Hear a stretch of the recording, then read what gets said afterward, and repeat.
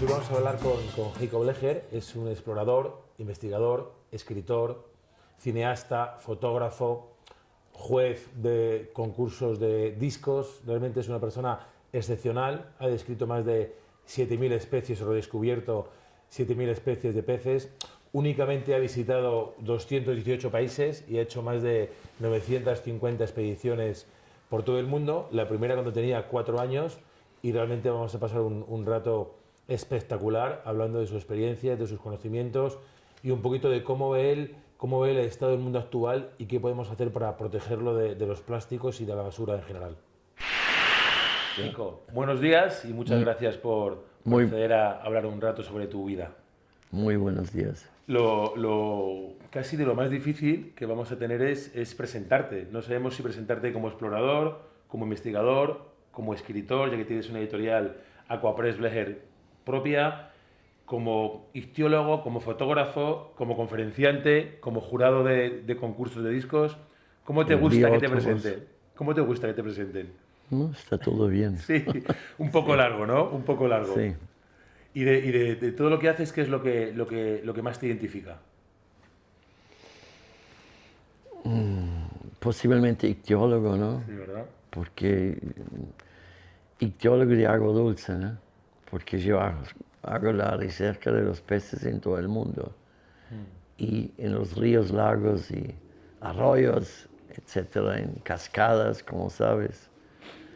¿Cuántas especies has redescubierto? Bueno, esa ahí siempre es una pregunta difícil porque yo publiqué, descubrí mucho más de 7.000 especies de agua dulce y salmastra, pero naturalmente en esos números hay especies también que fueron ya descritos científicamente hasta 100 o 200 años antes, pero nadie los conocía. Entonces el mío trabajo incluye también de hacer ver ese mundo, la maravilla de los peces de agua dulce que no son conocidos, que si hay solo en museos, en alcohol o formalina, y nadie sabe su color, nadie sabe su biótopo, cómo viven. Claro. Por ejemplo, ahora yo voy a Tíbet porque yo quiero descubrir cómo puede vivir un pez a casi 7.000 metros. Y eso es casi increíble, que tiene oxígeno. Yeah. El hombre casi no consigue sobrevivir a esa altura, pero los peces sí. Y Jacob, bueno, soy Alberto Salazar de la Escuela Veterinaria de Máster D. Tu pasión por el mundo animal viene un poquito de familia, ¿no? Tu madre, Sí. Tu abuelo. Exacto.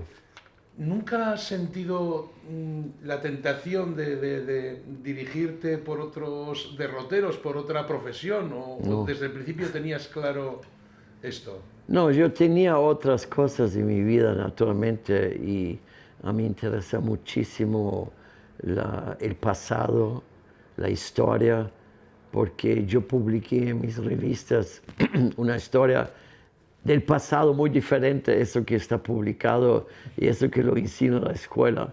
Tengo en ese momento problemas con mi hija porque están estudiando historia y la historia que le hacen contar en la escuela no es nada de eso que es la verdad. No tiene nada que ver. No.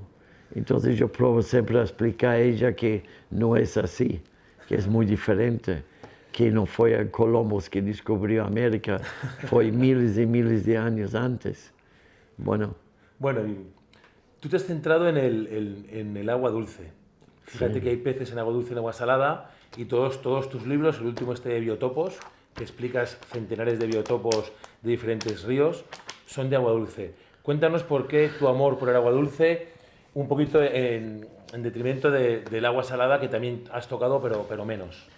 No, el problema es, yo pienso que ya es conocido un poco que hay millares de personas que estudian el mar, y los peces del mar y los invertebrados del mar, pero hay muy pocas personas que trabajan en agua dulce. Eso se puede contar en 2 manos posiblemente. ¿Y cómo es la biodiversidad en agua dulce? ¿Es tan alta como en agua salada?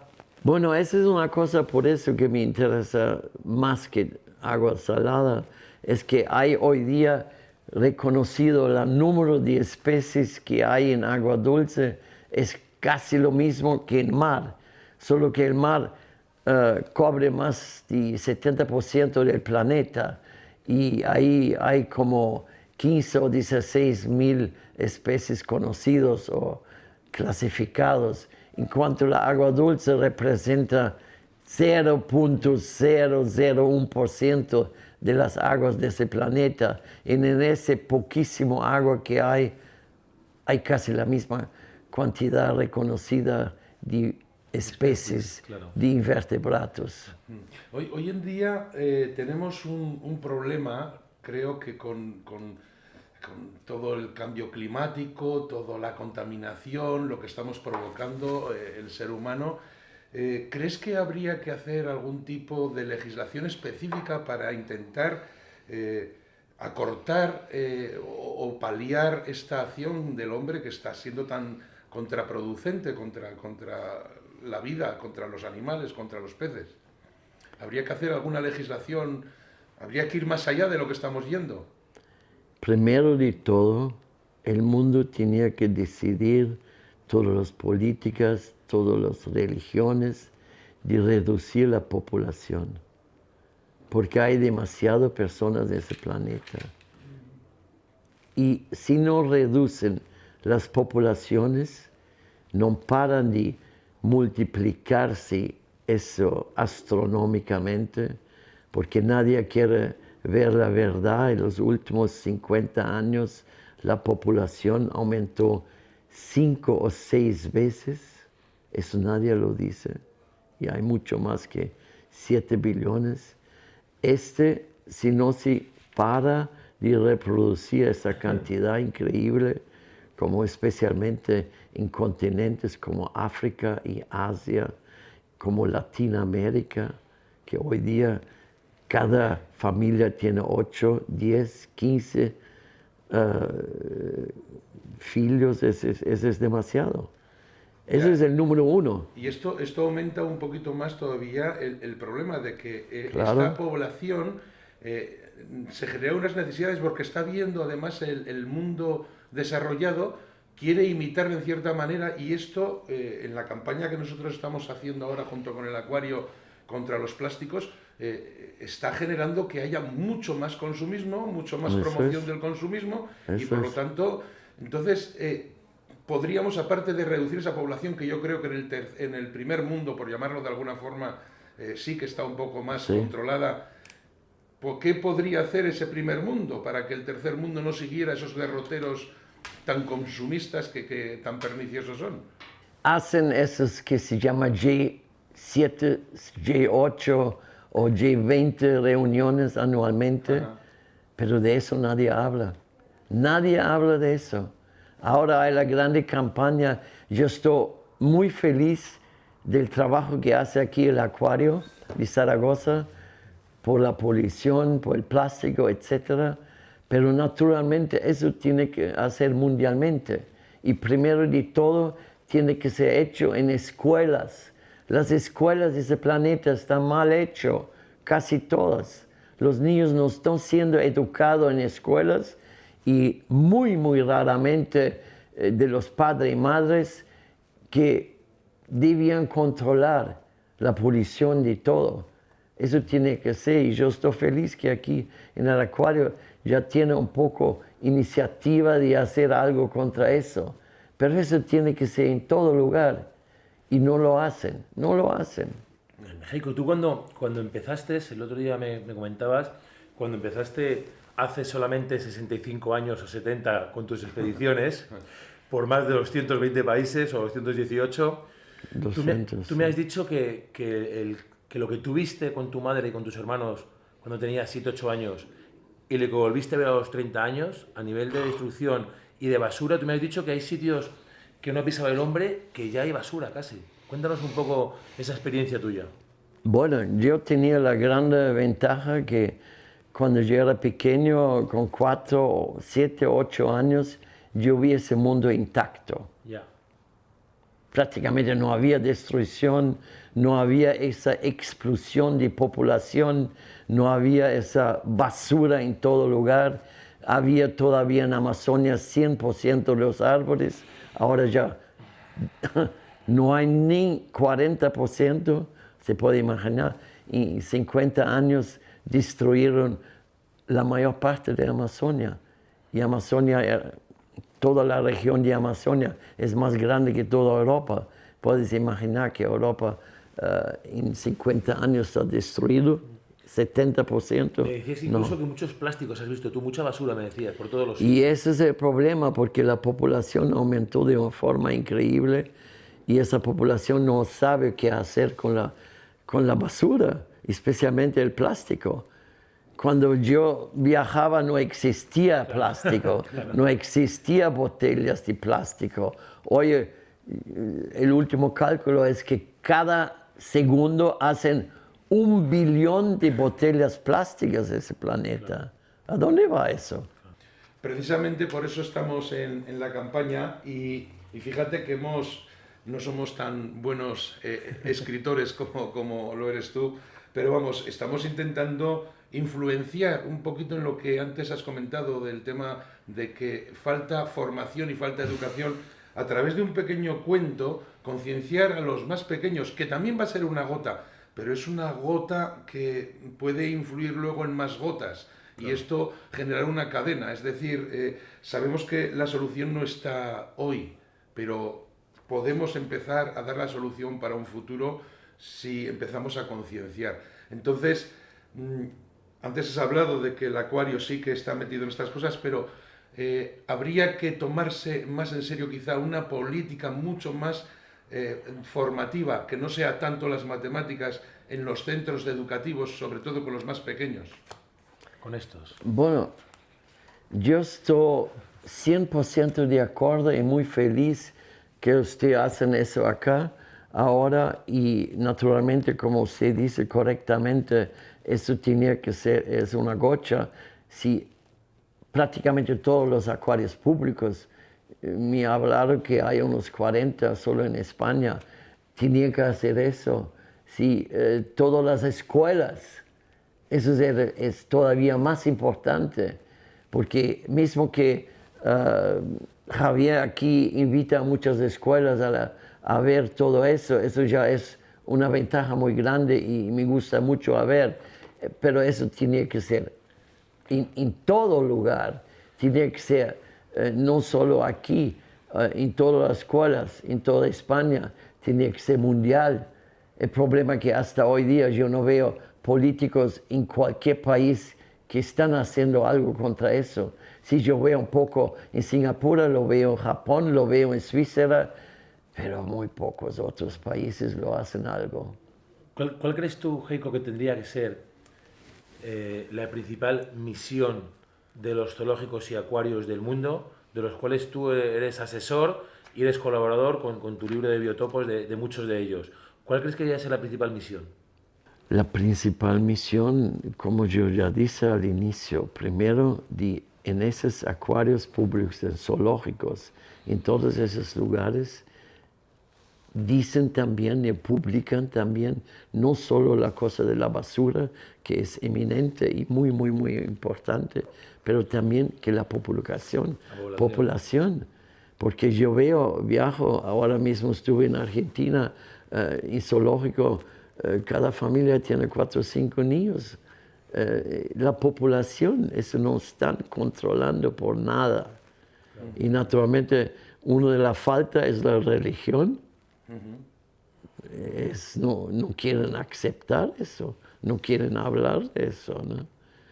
Cuando los cristianos vinieron en Sudamérica, en África, 400, 500 años atrás, la población mundial era un medio billón, posiblemente un poco más o menos.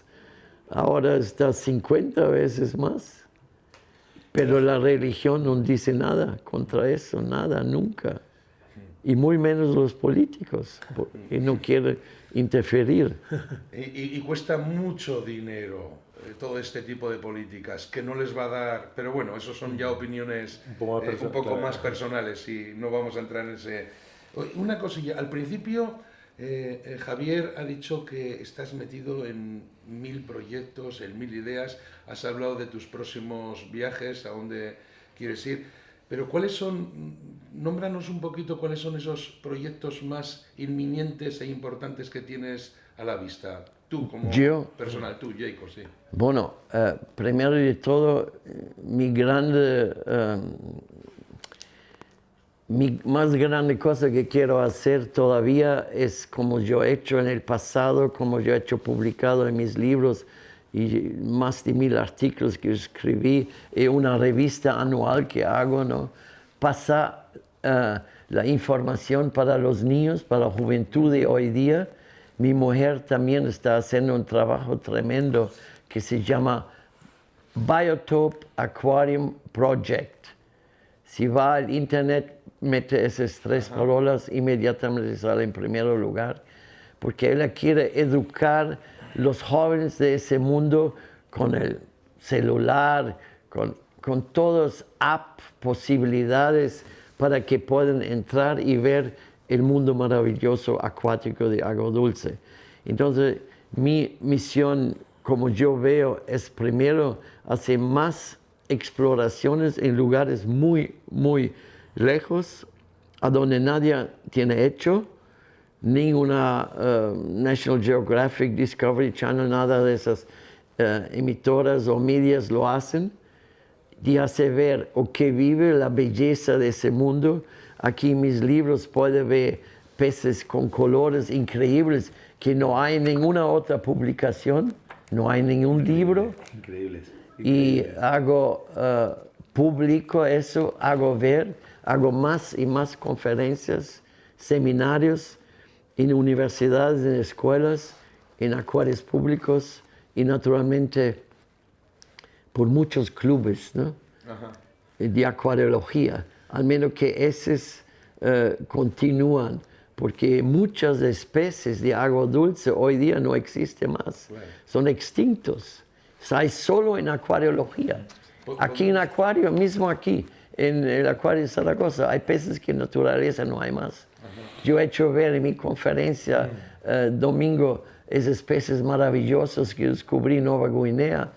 Ahora está todo destruido, no existe más. No, ¿Qué es lo que te da miedo de verdad de la selva? Háblame del miedo. no existe, no. La selva no es el puesto más seguro del mundo. Yo siempre digo, aquí por ejemplo ustedes tienen una vía a donde pasan los coches. Tienen que atravesar la vía. Si atraviesa una vez esa vía, solo una vez al día, es más peligroso que vive un año en la jungla, en la selva. Madre mía, qué sorprendente. Pero Eso la gente no quiere entender. En la jungla no hay ningún peligro. Mosquitos sí, a veces hay, pero hay acá también, ¿no? En verano. En Italia, en toda Europa hay mosquitos. Eso es igual. O a veces yo siento como mi hija, 8 años, dice otro día, mas papá, hay más mosquito aquí en Italia que hay en la Amazonia. Y ya he hecho 5 expediciones en la Amazonia. 5 expediciones, ¿y cuántos años tiene tu hija? ¿Cómo? Amanda, ¿cuántos años tiene? Ahora tiene 8. ¿Y ya ha hecho 5 expediciones? La primera expedición he hecho con 4, como yo con mi mamá. Joder. Y aquí esa foto tiene 5. Claro. Aquí dentro hay 12 sus expediciones. Claro. Porque con 5 ya he hecho 2, con 6 he hecho otra, con 7 8. Y año pasado la última, vamos a ver ese año. Eso es muy, muy, muy importante y eso es para mí la cosa que quiero hacer, más expediciones. Yo estoy calculando más unos 200 en lugares así, que son todavía intactos. Pero el problema está creciendo de forma increíble, ¿no? Sí. Yo he hecho 3 expediciones en las últimas 4 semanas, 5 semanas, y las últimas 2 fueron en Amazonia, y fue en lugares donde nunca fue un blanco, nunca, solo indígenas, y no encontramos más un animal. No encontramos ningún animal, ni pájaros, ni aves, nada. Y yo pregunto a los indígenas, ¿cómo es posible? Cuando yo era joven viajaba aquí en la Amazonia, tenía millares, tenía tantos pájaros, tantos monos, tantas serpientes, y no hay nada. Me dijeron, se come todo. Se come todo. Podríamos decir, Jacob, que en el fondo, o sea, en lo más profundo de tu misión, es decir, de lo que tú piensas del para qué es tu vida, a dónde está dirigida, estaría un poquito el concienciar al mundo de este problema del que nos estás hablando. ¿Realmente es lo que buscas? ¿O también hay de por medio una satisfacción personal de descubrir nuevos sitios, nuevas especies, nuevos lugares? Y yo espero, los libros como yo hago yo, las revistas como hago, las publicaciones científicas que hago, nadie en ese mundo lo hace. Porque no quieren ver el desastre del mundo, el que plástico, la basura. Están muriendo los peces. Y los ríos, claro. Y los ríos están siendo destruidos. Y los océanos. Yo lo puedo, pero primero son los ríos. Los ríos. El origen es en los ríos y eso nadie cuenta. Quiere limpiar los océanos, pero no, tiene que iniciar al inicio. Hay que cortar la cañería por Sí, donde va claro. la contaminación. Y puedo ver, yo he hecho ver en mis conferencias, están muriendo billones de peces por construcciones, por destrucción, por deforestamiento, por la basura, por el petróleo, está en todo el mundo. Yo hago eso en mis libros porque nadie lo hace. Yo quiero que también naturalmente futuras generaciones lo leen eso. Yo sé que hay el problema que la mayor parte de la juventud hoy día no está leyendo más. Y yo estoy probando con esos libros que no hay en el internet, esa información que hay en mis libros no hay en el internet. Yo quiero que la gente lee y enseñar, y quiero ver si los jóvenes vuelven a leer libros. Yo tenía 33,000 libros solo de peces, yo no podía publicar mis libros. En todos yo escribo del pasado y yo publico cosas que nadie otro publica. Ninguno de los libros que he hecho hasta hoy día uno hice igual. El primer libro, ese número 1, se llama Playas Discos, pero ese libro cuenta 14,000 años de la historia de la Amazonia. El gobierno de Brasil me escribió, nunca en la historia uno ha hecho un libro igual de la Amazonia. Y ellos hicieron, el gobierno de Brasil ha traducido ese libro, porque dice, tenemos que hacer saber, aquí también hay las historias de toda la Amazonia, del inicio, del primer día, como yo dije antes, 14,000 años atrás, porque nadie ha publicado sobre la Amazonia los últimos 14,000 años, como yo. Entonces aquí uno puede aprender. La gente que yo llevo conmigo en viajes siempre leen ese libro primero, porque pueden aprender sobre la Amazonia como en ninguna otra parte. Muy bien. Tú fíjate que en la portada del último libro sale una foto muy explicativa con la basura. Tú buscando peces entre la basura. Y ya un poco para acabar, yo quiero que nos cuentes sobre tu pensamiento de la comunicación y cuando me cuentas a mí y me dices que los peces hablan. Dime, explícanos así de forma un poco resumida, ¿por qué dices que los peces hablan?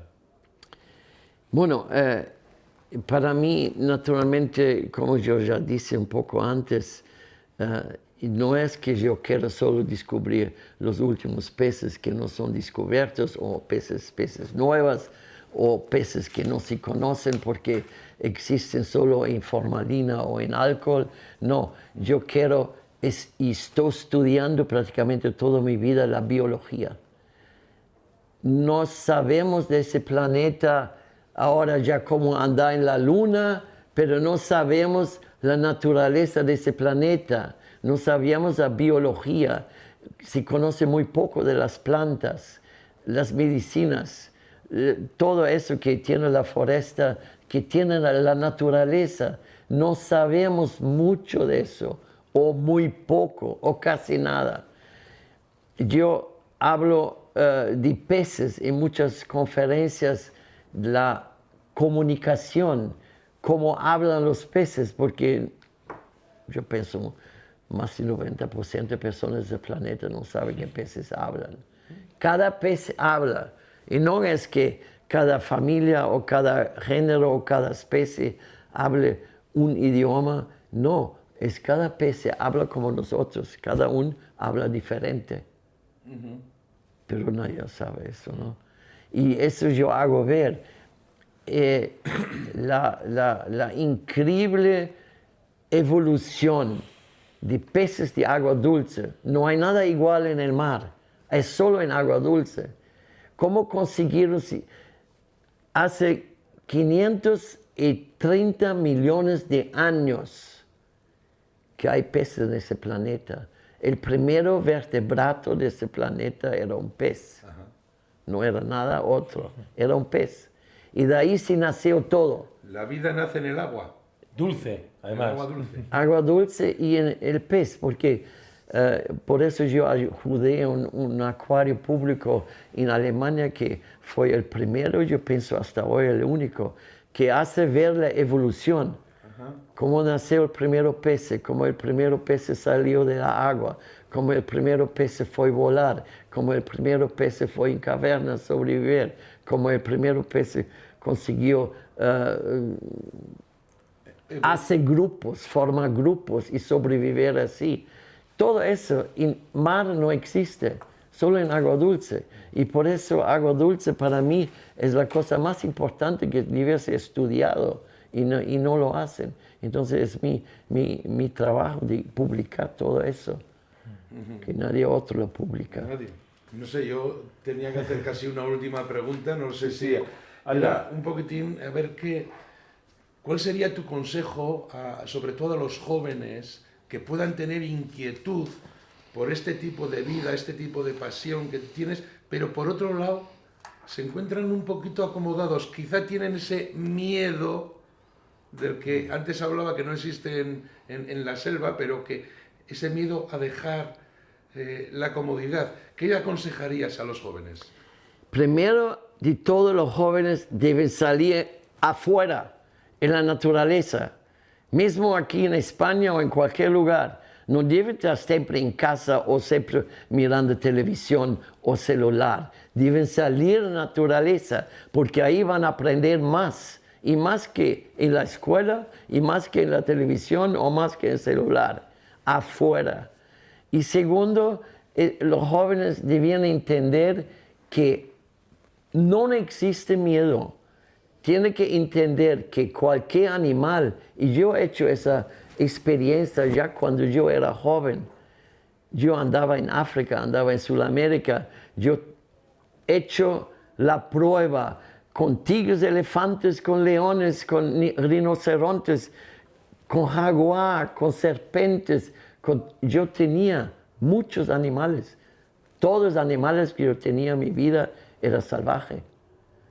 Yo dormía con boa constrictor de 3 metros, 3 años, dormía conmigo en la cama, en mi cama todas las noches. Monos dormían conmigo en la cama. Yo tenía 3 jaguares, estaban siempre sueltos, vivían conmigo en Alemania. Eran épocas que yo podía llevar mis animales en avión. Hoy día la gente lleva un perro en el avión, eso es todo. Pero yo llevaba a los animales muy más inteligentes, los animales salvajes. Entonces, primero de todo, o segundo de todo, los jóvenes debían entender que miedo no existe. Y si yo, como yo he hecho la prueba yo mismo, que si yo respeto un animal, eso puede ser un perro, puede ser un tigre, puede ser un león, un elefante. Si yo respeto a ese animal, nunca me va a hacer nada. Nunca. Yo nunca fui mordido por perro.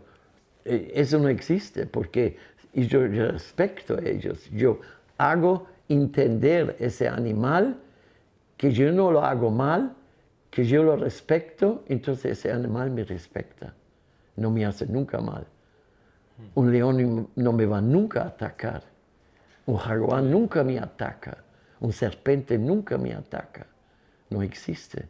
Tiene que demostrar que respeta y amor y no, nunca debe demostrar que tienes miedo, porque miedo no existe. Es una imagen del hombre. Heiko, pues nada, un grandísimo placer.